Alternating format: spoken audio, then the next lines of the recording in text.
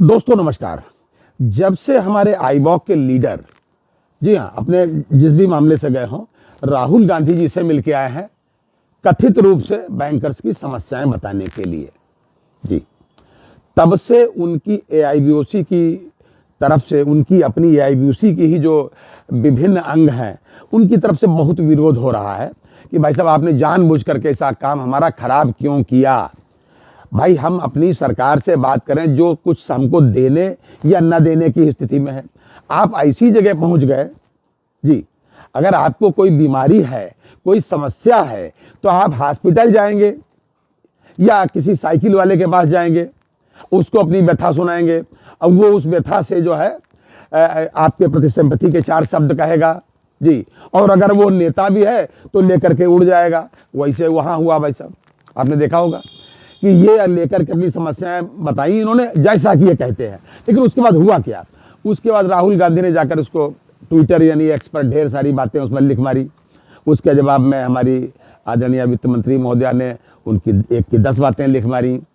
उसके बाद में हमारे आदरणीय प्रधानमंत्री माननीय श्री मोदी जी को भी लोकसभा में आकर के विभिन्न प्रकार से कभी बैंकर्स की तारीफ, कभी बैंकिंग की तारीफ 2014 के बाद से वो सब करनी पड़ी और ये सब हुआ। भाई साहब हमको क्या मिला? हमको मतलब ना पेंशनर को कुछ मिला, ना बैंकर्स को कुछ मिला।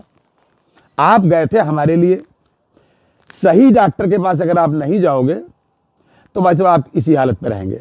और एआईबीओसी के एक बहुत ही महत्वपूर्ण अंग दिल्ली यूनिट के जो प्रेसिडेंट हैं आईबॉक यूनिट के, इंडियन बैंक के, आते हैं रविंदर सिंह जी। रविंदर सिंह ने बड़ा कड़ा विरोध इसमें किया है। आर.एन. शुक्ला जी ने कड़ा विरोध किया है, जो कि नेशनल प्रेसिडेंट है इंडियन बैंक ऑफिसर यूनियन के, और उन्होंने कहा कि ये बड़ी बेअक्ली का काम हुआ है। और हम लोग भी ऐसा ही फील करते हैं, हम पेंशनर्स लोग, कि ये उन्होंने ऐसा क्यों किया। खैर, अब हमने उस पर से कुछ कहना ही बंद कर दिया है कि अब इन लोगों से, ये जो वर्किंग यूनियन वाले हैं, यूएफयू के लोग हैं, इन पर कोई टिप्पणी नहीं करेंगे। हम लोगों ने भी इन पर कुछ कहना भाई साहब बंद कर दिया है। इनसे तो अच्छे कम से कम आरआरबी वाले हैं भाई साहब, आरआरबी वाले हैं, जिनको आप बहुत सामान्य दृष्टि से नहीं देखते। अपने बराबरी का दर्जा आज भी देने में आपको संकोच लगता है उनको। जी, आज भी आप जो है बराबरी का दर्जा देते समय बड़ा संकोच से, मजबूरी में वो यूनिट जो आईबॉक में एफिलिएट हैं वो भले बराबरी का दर्जा दे, वरना ऐसे देते हैं जैसे कि गांव का बहुत गरीब, फटीचर और निचले तबके का आदमी हो। और आप बहुत अच्छे हैं, आप जाके राहुल गांधी से मिलके आए हो, बड़ा तारीफ का काम किया आपने। बहरहाल आरआरबी ने इतना काम भाई साहब किया हुआ है, तमाम आरआरबी ने कर लिया भाई साहब। और वित्त मंत्रालय जो है, डीएफएस ने उनको निर्देश भी दिया था कि आपको करना है, और उन्होंने तुरंत किया। अपने यहाँ पेंशनर्स के लिए उन्होंने एक रिड्रेसल सेल खोल रखा है हर जगह। पेंशनर्स की जो है समस्याएं सुलझाने के लिए पूरा उन्होंने डिपार्टमेंट बना दिया, सर्कुलर जारी कर दिया। मैं कुछ एक आध सर्कुलर डाल भी रहा हूँ, डाल देता हूँ आपको। आर्यावर्त बैंक है, मैं आरआरबी की बात कर रहा हूँ, क्योंकि राजधानी से में इसका मुख्यालय है, और मध्य प्रदेश में भी है, मध्यांचल ग्रामीण बैंक, और भी कई एक है। मतलब कहने का ये है कि ये लोग अपने काम को, जो सबसे पीछे थे, बैंकिंग में कहीं स्टैंड नहीं करते थे, वो बहुत कम समय में संघर्ष के बाद कहाँ आ गए, बिल्कुल आपके बराबर हैं भाई साहब।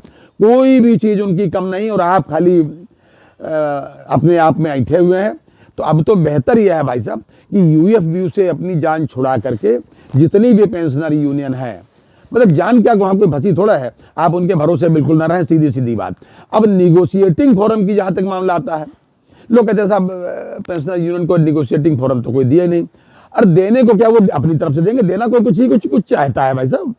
आप जब लेंगे अपनी तरफ से ले लीजिए, आप मांग करके ले लीजिए, संवैधानिक तरीके से आपका हक है भाई साहब, आपको मिलना ही चाहिए। आप सरकार से बात करें, सरकार ही तो देगी, लेने देने का काम तो सरकार का है। और आप ऐसी जगह जाते हैं जिससे ना लेने से मतलब ना देने से मतलब, वहां जाओगे नुकसान जरूर करोगे। और जो देने वाला है यानी गवर्नमेंट, आप उसको आप चिढ़ाओगे कि हम आपके विपक्षी के पास जा रहे हैं। अरे विपक्षी भैया कौन सा वित्त मंत्री हैं, कौन सा डीएफएस के सेक्रेटरी है, कौन सा प्रधानमंत्री हैं, या क्या उनका दबाव है जो उनके कहने से सरकार दे देगी है? मतलब स्ट्रेटजी समझ में नहीं आती कि इन नेताओं को किनको हमने चुना है। हमका मतलब है, अरे हमारे जो बाद की पीढ़ी है उन्होंने किनको चुना है। इससे हमारे कम से कम पेंशनर यूनियन वाले अरे कुछ तो कभी कभी करते रहते हैं। जी, तो मैं तो यही कहूँगा भाई कि इनसे आरआरबी वाले बहुत बेहतर हैं। हालांकि कुछ आरआरबी से मैं निवेदन करूंगा, उन्होंने अभी भी ग्रीवांसेस सेल अपने नहीं खोले हैं। अच्छा, उधर से मिल के आए राहुल गांधी जी से, उधर आपको तोहफा मिल गया। तोहफा आपको ये मिल गया कि भाई साहब, जो आपके अन्य चीज़ें, जो आपको लोन वगैरह मिल जाता था कम ब्याज पर या बिना ब्याज के, फेस्टिवल लोन हो गया, या आपका हाउस लोन कम ब्याज पर मिल गया है, आपका कंज्यूमर लोन जो स्टाफ के नाते आपको मिलता है कम ब्याज पर, उस पर आपका टैक्स आप पर लागू हो गया। मतलब आपको मिठाई तुरंत ही मिली वहां से आने के बाद। ये अलग बात है कि एक दो बैंकें जो हैं उन्होंने आगे बढ़ करके कहा नहीं, इसका बर्डन हम बियर करेंगे, जैसे स्टेट बैंक ऑफ इंडिया है, पंजाब नेशनल बैंक है। इन लोगों ने कहा, माफ़ कीजिएगा, पंजाब नेशनल बैंक नहीं, बैंक ऑफ बड़ौदा है। पंजाब नेशनल बैंक ने तो अपना दूसरे तरीके से काम करना शुरू किया है। बहरहाल जो है, लेकिन स्थिति ये है कि भाई साहब, हमको अपना नेता चुनते समय ध्यान रखना चाहिए कि हम किसको चुन रहे हैं। ये था आज तक का अपडेट। और रिटायरीज को अब जो है नए तरीके से रिटायरीज को, भाई हालांकि 23 तारीख को मुंबई में धरना है, आप धरने में जरूर शामिल हो। नतीजा क्या निकलेगा मैं नहीं बता सकता, क्योंकि भाई वहाँ कोई मिनिस्ट्री तो बैठती नहीं। अब रिजर्व बैंक के बस का नहीं कि वो आपका कर दे, या उनके कोई अधिकार क्षेत्र में हो। लेकिन खैर चलिए, प्रदर्शन है, आप करें, कम से कम अटेंडेंस लगाएं। तो ये था आज तक का अपडेट। अगली बार किसी अन्य अपडेट के साथ फिर हाजिर होंगे, तब तक के लिए इजाज़त दीजिए। और सर्दी बहुत है, प्लीज़ अपना ध्यान रखिएगा। जय हिंद, जय भारत, नमस्कार।